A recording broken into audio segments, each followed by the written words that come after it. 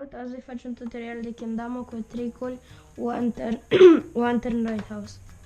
Tricul se dă cam așa, deci poți să dai și Lighthouse Flip. Pentru a da tricul trebuie să știi să dați Lighthouse, care se dă cam așa. Bine, nu iese.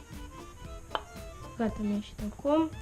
Și cam atât trebuie. Și să știți să faceți mișcarea de la One Turn, adică flip-ul.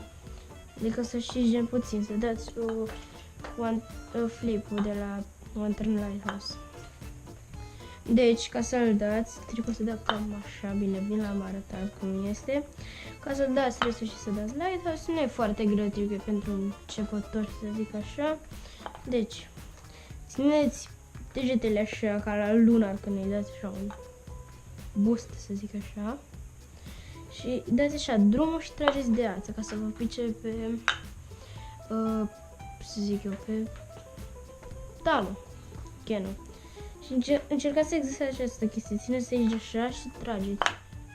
Deci, eu am exersat, eu înainte și-l dădeam, dar nu este corect așa. Bine, e corect, tot e One Turn de ea, dar nu arată așa bine, arată mai bine așa, nu? Zic și eu și mai easy de dat. Deci un Lighthouse Flip. Și cam la Lighthouse, la One Turn, trebuie să puteți mai face gen combo-uri.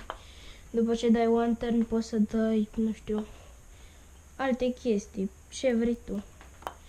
Deci trebuie să fiți foarte atenți și să aveți un grip bun, nu contează chiar. Dacă sunteți mai avansați și știți să dați gen One Turn Lighthouse, nu mai aveți nevoie de grip, să zic așa.